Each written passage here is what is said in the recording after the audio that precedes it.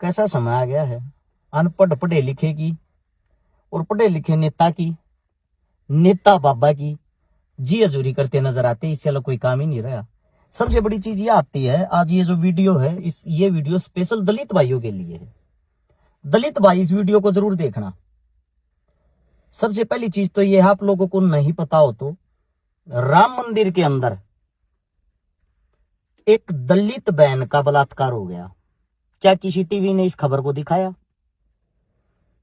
भगवान के घर में एक दलित बेटी का बलात्कार हो गया, जिसमें 8 आदमियों के खिलाफ मुकदमा दर्ज हुआ है। जब एक दलित बेटी जो वहां सफाई करती थी उसके साथ वहां बलात्कार होता है भगवान के पास, सोचने की बात यह है तो भगवान कहां था? सबसे ज्यादा मुझे दुख होता है तो आज के टाइम इन बातों को देखते हुए होता है, जो मेरे दलित साथी हैं। सबसे पहले जब उनका डंडा मजबूत होना चाहिए, उस डंडे में हिंदुत्व का झंडा लगाकर, और वो हिंदू राष्ट्र बनाने के लिए सबसे आगे निकल रहे हैं, जिसको हम बहुजन समाज कहते हैं। क्या आप लोगों ने आपका पुराना इतिहास पढ़ा है? पुराने वक्त की बात आप लोगों को पहले तो थोड़ा बता देता हूं। मेरे जितने दलित साथी हैं, अगर तुम्हारी आंख नाक कान से खून निकलने लग जाए ये बातें सुन के, तो इस वीडियो को शेयर करना ताकि 4 आदमी जागरूक हो सकें। जब टीपू सुल्तान का राज था, मैसूर का राजा था, मैसूर का सुल्तान था टीपू सुल्तान, मुस्लिम था जाति से। उस वक्त जब दलितों पर अत्याचार होता था, दलित महिलाएं बेटियां अपने सतन नहीं ढक सकती थी। और जिनको आज आप हिंदुत्व के ठेकेदार कहते हो, उस टाइम भी ये ठेकेदार थे। वे ठेकेदार आते थे कर लेने, टैक्स लेने, जिसके सतन जितने भारी हो उस पर उतना टैक्स लगता था। और हमारी दलित बहनों के ऐसे पकड़कर सतनों को वजन मापते थे, फिर टैक्स लेते थे। ये तो हमारी दलित बहन बेटियों की इज्जत थी। और दलित जितने भाई थे उनके पिछवाड़े पर डंडे में डाल के एक झाड़ू बांध दिया जाता था।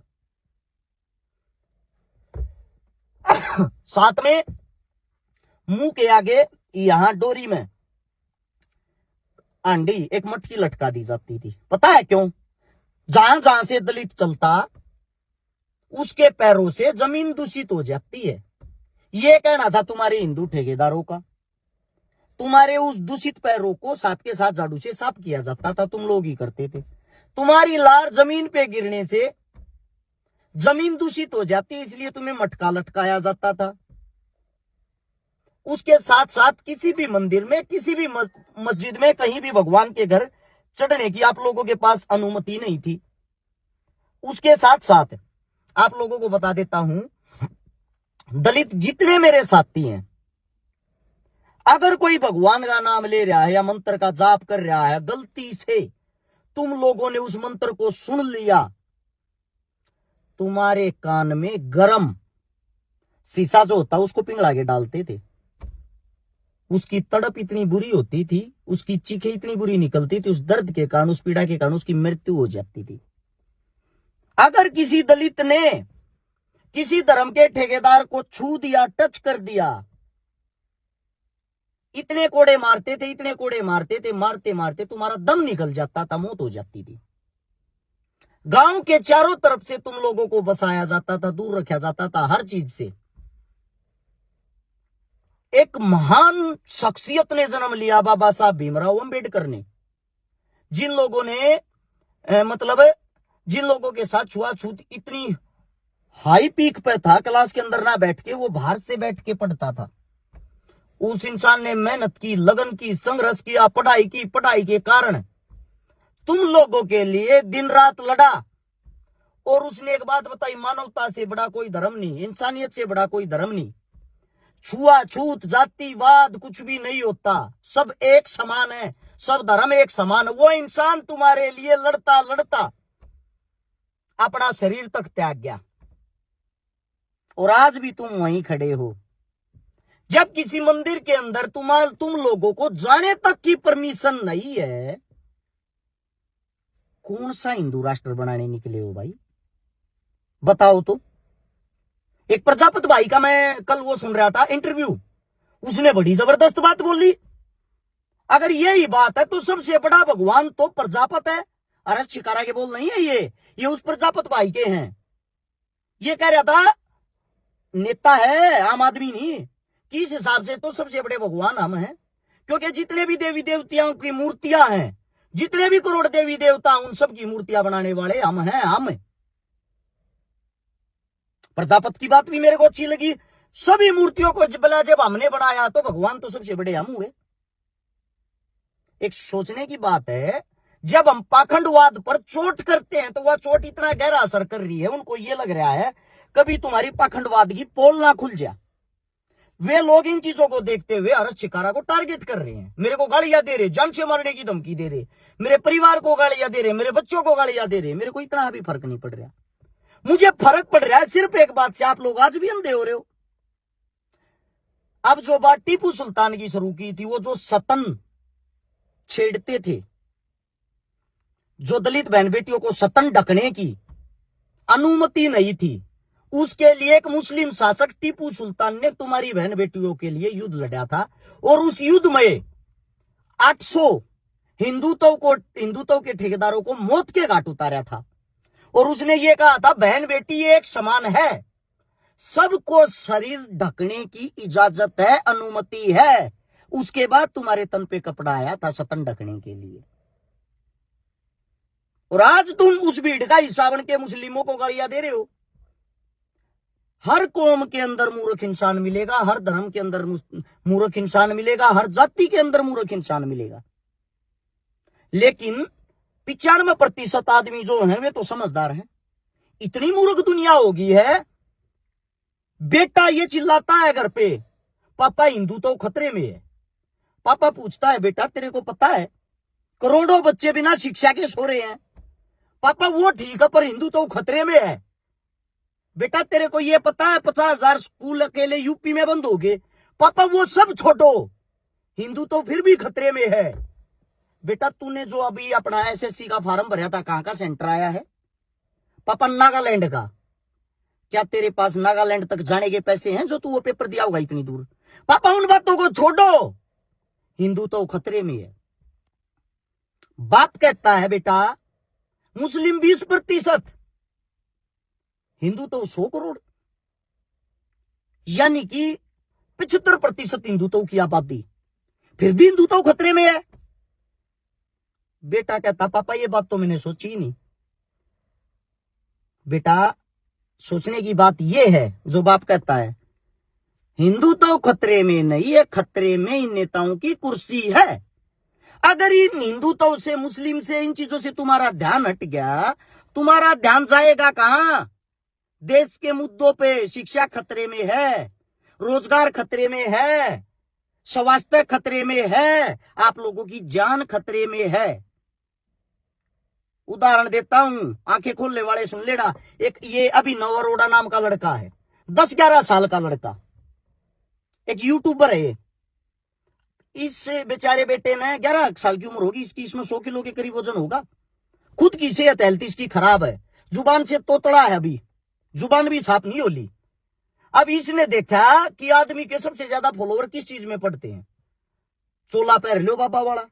चोला पैर के कथावाचक बन गया। इसके खुद के शब्द, खुद के इसके परिवार की समझ बनी जाते हैं।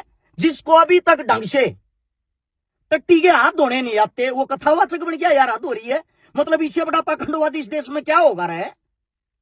नाच डालिया क्या इस देश का? हमारे को गालियां देते कि धर्म को टारगेट करें, हम धर्म को टारगेट नहीं कर रहे। एक वीडियो बता देना मैंने आज तक धर्म को टारगेट किया हो, अपने धर्म का अपमान किया हो।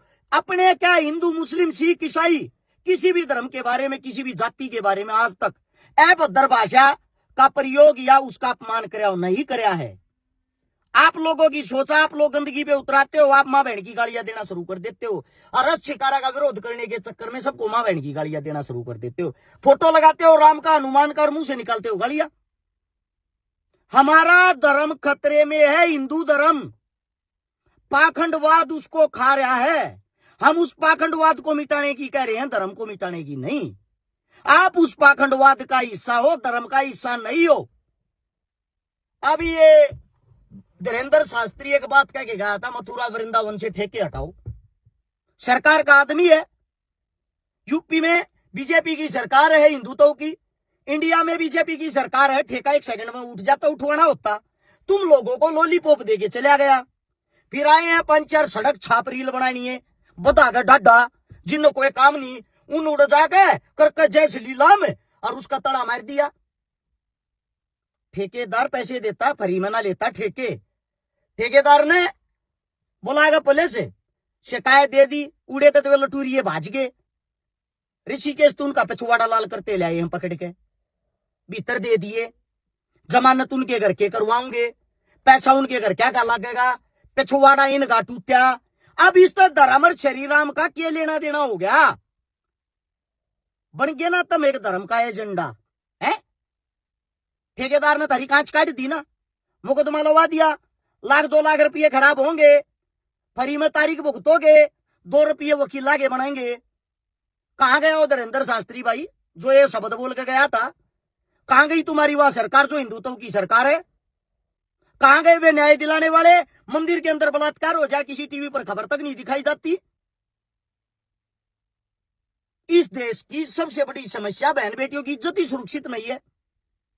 गौ माताओं को सरकारें कटवा रही हैं, तुम्हारे हाथ में घंटा देर क्या तुम घंटा बजाते रहो।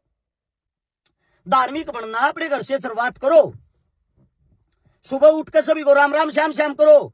हिंदुस्तान की जो पहचान है स्वदेशी कपड़े आप अपनाओ, शुद्ध शाकाहारी भोजन खाओ, सबके घर में गौ माता होनी चाहिए। अपने माता पिता से बड़ा भगवान नहीं होता, एक दूसरे के सुख दुख में काम आओ। सबसे बड़ा इंसान वो है जो 24 घंटे समाज के लिए खड़ा रहे। तुम में इन में क्वालिटी बता दो। हम धार्मिक इसीलिए नहीं बनते क्योंकि हमारे अंदर ये क्वालिटियां है ही नहीं। कपड़े पर हजारा के, टोमी के, एडिडास के, नाइकी के, दूसरे ने मैं सलाह दूं कि तुम स्वदेशी अपनाओ, कोई अपनाओ थोड़ी का। ये देश जहां कहा रहे हैं, हम उस मुद्दा पर बात कर रहे हैं, उस मुद्दा पे तुम बात जाओ। अब कल ही राम मंदिर के अंदर ध्वज फहराया गया भगवान। पता है तुम्हारे को राम भद्राचार्य रूस गया, जिन्हें तुम धार्मिक गुरु मानो हो, जो मतलब नेतरीन है, वो रूस गया काले खुलाने देने लगे रहा। बोला मैं तो बुलाया ना राम मंदिर में क्या फायदा है।